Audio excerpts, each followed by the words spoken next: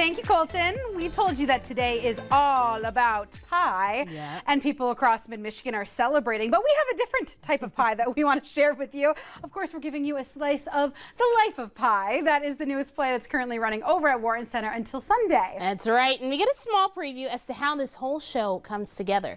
Now, it's one thing to sing, to dance, to act, but it is another to do it all while playing a puppeteer. So one of the most interesting characters in this show is Richard Parker, the 450-pound Royal Bengal Tiger. So we went behind the curtain to see how he comes to life. Check it out.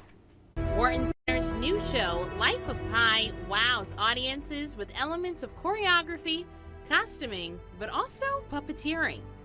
You see this on stage. But how does it all come to life? Studio 10 went behind the curtain to talk to the actors who bring persistence to puppetry. Yeah, I come from a dance background. I've been dancing my whole life and also been teaching and practicing yoga for the past 10 years. So I think just the dance training that I come from also is a highly somatic dance training. So having good awareness of my body and other people's bodies, as well as a lot of attuning to other people, which definitely comes in handy when using the medium of the puppet as an object and a means to be connecting to each other. I think you build a much larger sense of awareness within the show and also out of the show for your fellow puppeteers. Like, we learn how to listen in ways that you never would as a human. So I think that's been lovely and nice to learn.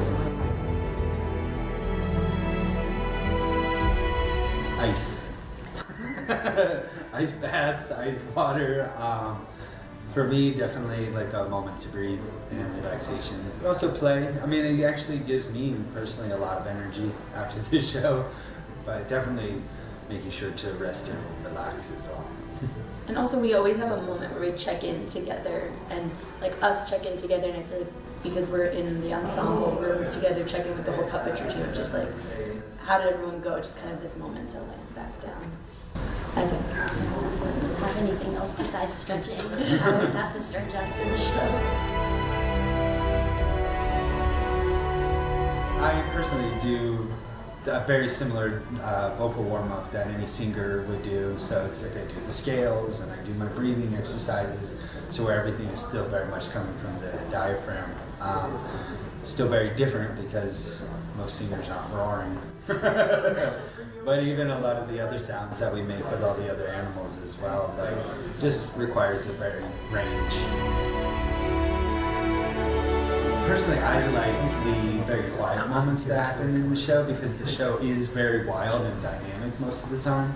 That in these quiet moments where we're maybe just with Pi and the boat, that it's like the three of us are really like breathing together and really seeing the world outside of us.